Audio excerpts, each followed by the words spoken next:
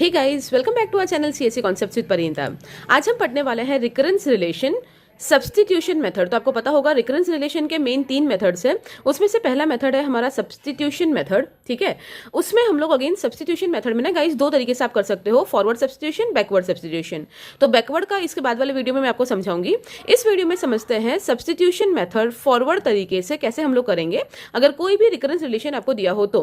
Recurrence relation किसको बोलते हैं? जैसे इधर देखिए, T of N is equal to T of N minus 1 plus N.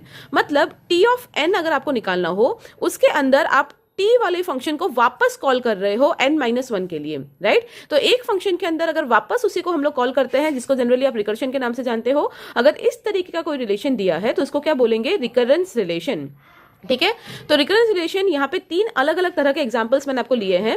3 अलग अलग एग्जांपल्स हम सॉल्व करके देखेंगे फॉरवर्ड सब्स्टिट्यूशन के हेल्प से कैसे करेंगे, ताकि ये 3 एग्जांपल सॉल्व करने के बाद आपको बिल्कुल क्लैरिटी आ जाए और कोई भी अगर आपको एग्जांपल दिया जाए एग्जाम में, आप बहुत इजीली सॉल्व कर पाओगे, ठीक है।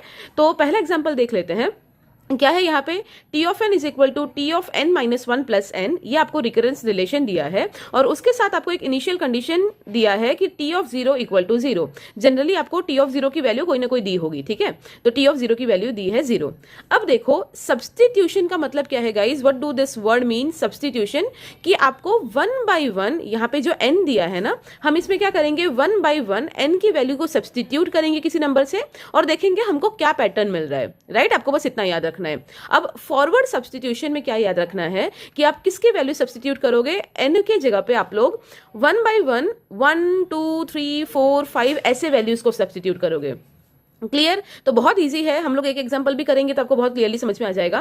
फॉर एग्जांपल देखो, यहाँ पे मुझे दिया है T of N is equal to T of N minus 1 plus N. अब मुझे क्या करना है फॉरवर्ड सब्स्टिट्यूशन के लिए कि एन की अलग अलग वैल्यूज के लिए मुझे T of N find out करना है। फॉर एग्जाम्पल अगर सबसे पहले मैं स्टार्ट करती हूँ कि let's say for N is equal to 1।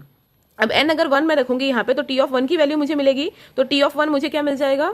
T of n minus 1। मतलब टी n मैं क्या ले रही हूँ? 1 ले रही हूँ, तो 1 माइनस 1 क्या हो जाएगा? 0। टी ऑफ 0 प्लस n की वैल्यू क्या है? 1। अब टी ऑफ 0 की वैल्यू हमको ऑलरेडी दी है, क्या है? 0। तो ये क्या हो जाएगा? 0 प्लस 1। तो टी ऑफ 1 की वैल्यू क्या आ गई? 1। Clear? Similarly for n equal to 2, चलो फाइंड आउट करते हैं। n इक्वल टू 2 अगर हम फाइंड आउट करें, T of 2 is equal to T of 2 minus 1 is 1, T of 1 plus n के जगह पे 2।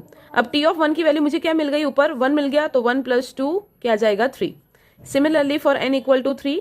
गाइज अगर आप 3 4 या 5 तक वैल्यू फाइंड आउट करोगे ना तो जनरली आपको पैटर्न मिल जाता है, ठीक है। तो टी ऑफ मतलब n की वैल्यू 3 4 या 5 तक ले लो तो जनरली पैटर्न मिल जाएगा।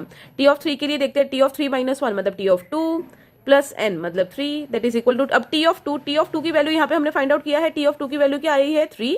तो वो 3 को इधर डाल देंगे, 3 plus this 3 that is equal to 6। n equal to 4 लेते हैं, टी ऑफ 4 क्या आएगा?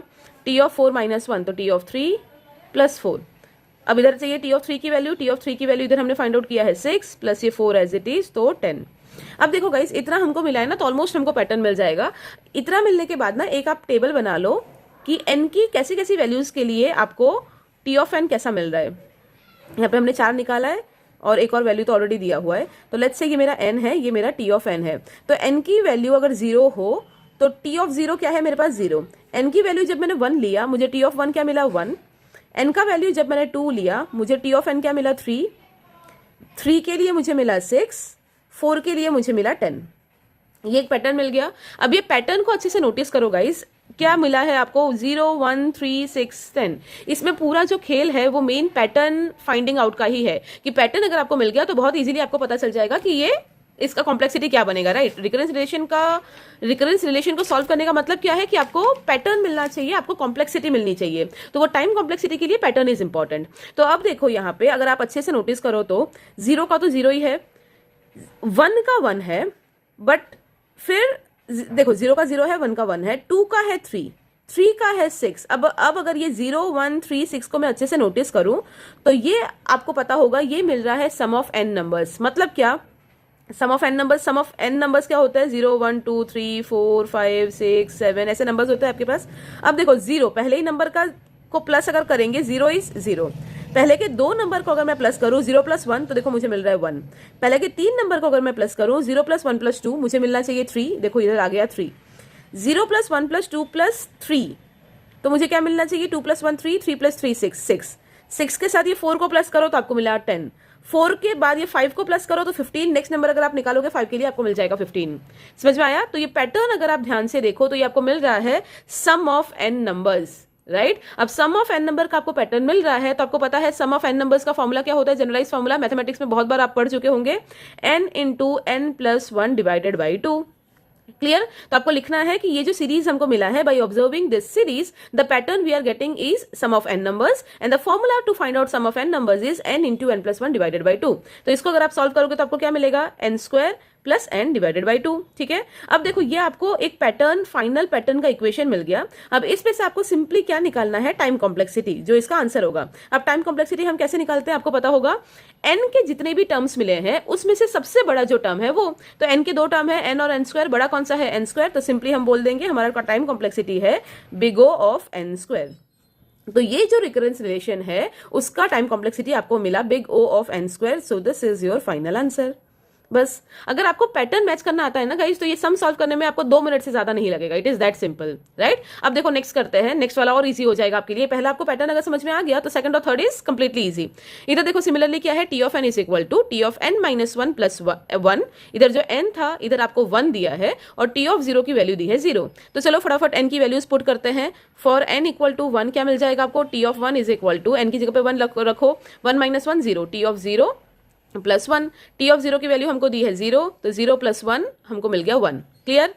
n इक्वल टू 2 के लिए चलो देखते हैं, t of 2 is equal to 2 minus 1 तो 1 प्लस 1। तो टी ऑफ 1 की वैल्यू मुझे मिल गई थी 1, तो 1 प्लस 1 क्या आ जाएगा 2। n इक्वल टू 3 के लिए चलो, t of 3 is equal to T of 2 plus 1। T of 2 की वैल्यू क्या है 2 प्लस 1 3।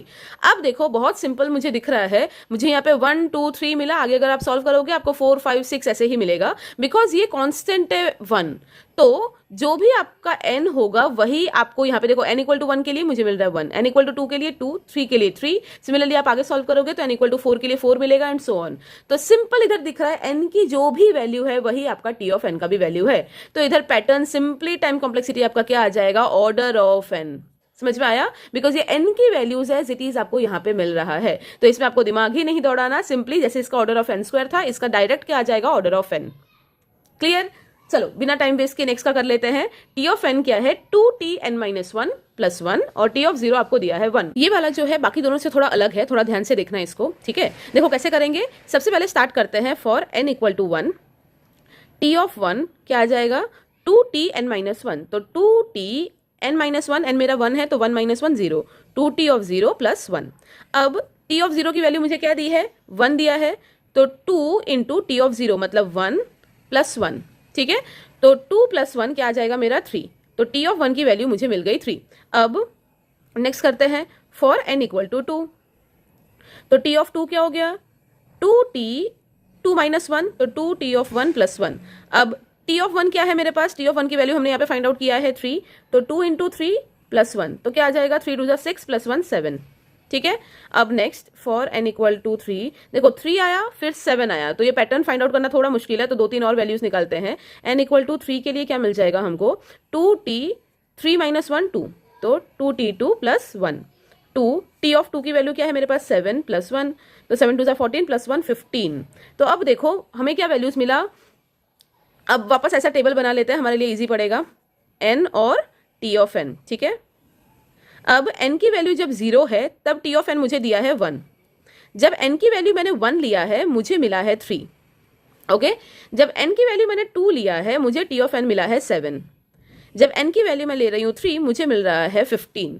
अब गाइज ये जो पैटर्न मिला है ना, इसको आपको बहुत अच्छे से ऑब्जर्व करना है कि 0 के लिए आपको क्या मिला 1, 1 के लिए क्या मिला 3, 2 के लिए 7, 3 के लिए 15। तो अब पहले डायरेक्ट सोचने का ट्राई करो, जैसे इधर हमको डायरेक्ट n मिल गया था, तो क्या n का पैटर्न है, नहीं। क्या n स्क्वायर का पैटर्न है, तो 0 का 0 आना चाहिए, 1 का 1 आना चाहिए, तो नहीं। n क्यूब है, नहीं। तो जब direct n square n cube sum of n numbers, ऐसा डायरेक्ट कुछ नहीं है ना, तो आपको रैंडमली सोचना पड़ेगा कि ये क्या हो सकता है। अब एक सोचने का बस मैं आपको एक डायरेक्शन बता रही हूँ कि इस डायरेक्शन में आपको सोचना पड़ेगा। ये जो पैटर्न आपको मिला है ना, इसको बहुत अच्छे से देखिए, 1 3 7 5। अब 2n का जो पैटर्न होता है, I am just giving you the direction to think. ठीक है, 2n का जो पैटर्न होता है ना, मतलब अगर मैं लेती हूँ 2:0, 2:1, 2:2, 2:3, 2:4, तो आपको कैसे वैल्यूज मिलते हैं थोड़ा अच्छे से देखो। 2:0 इज 1, 2:1 इज 2, 4 8 16, ये पैटर्न तो सबको पता ही होगा, I am pretty sure, right. 1 2 4 8 16, ये पैटर्न सबको पता होगा। अब ये पैटर्न के साथ अगर आप इसको ध्यान से देखो ना तो आपको सिमिलैरिटी मिलेगा। 1 तो ठीक है, फिर 2 4 8 6, इधर क्या मिल रहा है 1 3 7 15, मतलब ये जो नंबर्स है यहां से देखो, ये चारों नंबर्स का एक एक माइनस मिल रहा है आपको वहां पे। 2 - 1 1, 4 - 1 3, 8 - 1 7, 16 - 1 15, समझ में आ रहा है। तो इस तरीके से आपको पैटर्न फाइंड करना है कि ये 2n से एक एक माइनस है। बट पहला देखो, पहला जो 1 है इसकी वैल्यू है ही नहीं, अगर मैं इसको -1 करूं तो इसकी वैल्यू है ही नहीं, तो ये क्या आना चाहिए 2n - 1 अगर होगा, क्योंकि -1 है तो 2n से मैंने -1 किया। बट ये 2:0 जो है उसका 1 है, 1 - 1 0 0, तो t ऑफ n की वैल्यू आई नहीं रही, तो ये 2:n - 1 नहीं है, ये क्या है 2:n + 1 -1, मतलब जब मेरा n 0 है तब वो ये 1 के वैल्यू में 2 पावर 1 के वैल्यू में माइनस कर रहा है। जब n की वैल्यू 1 है तब 2:2 के पावर में वो -1 कर रहा है। समझ में आ रहा है। तो पैटर्न क्या बनेगा आपका 2:n + 1 -1, राइट। तो इसको बट आप टाइम कॉम्प्लेक्सिटी में लिखोगे तो 2:n + 1, ये जो है 2:n + 1, इस टर्म को हम कैसे लिखते हैं 2:n × 2, ऐसे हम लोग लिख सकते हैं, राइट। 2:n × 2 is 2:n + 1। अब 2 क्या है, कांस्टेंट है, तो टाइम कॉम्प्लेक्सिटी फाइंड आउट करते टाइम कांस्टेंट को हम कंसीडर नहीं करते, सिर्फ n के टर्म को कंसीडर करते हैं। तो अगर आप सिर्फ n के टर्म को कंसीडर करो तो ये आपका बनेगा टाइम कॉम्प्लेक्सिटी। तो इसका आंसर क्या आएगा, t of n is equal to order of 2:n, this would be your answer. समझ में आया। तो ये वाला थोड़ा सा कॉम्प्लिकेट एग्जांपल मैंने इसीलिए लिया था कि आपको वो सोचने का डायरेक्शन में बता पाऊं कि इस तरीके से आपको पैटर्न को जज करना है कि 2:n का सीरीज दिख रहा है बट उसमें -1 है, तो इस तरीके से कुछ पैटर्न बनेगा, right. Now I hope it is clear to you. ये 3 अलग अलग तरह के हमने एग्जाम्पल कर लिए हैं। इसके बाद भी कोई डाउट है, कोई दूसरा एग्जाम्पल सॉल्व करना है तो आप कमेंट करके बताइए, I will definitely try to help you out. और उसके अलावा गाइस डेटा स्ट्रक्चर और एल्गोरिदम के बहुत सारे दूसरे टॉपिक्स हमने सॉर्टिंग वगैरह सब अपलोड कर दिया है, तो अगर आपको उनमें से कुछ भी सीखना है आप जाके चेकआउट कर सकते हो। और अगर कोई भी स्पेसिफिक नया टॉपिक चाहिए तो please do let me know in the comment section. Please keep supporting, please do like share and subscribe to our channel. और कोई भी आपको हेल्प चाहिए हो या नया टॉपिक चाहिए हो, feel free to let me know, feel free to reach me out through social media. I will be more than happy to help you out. Thank you.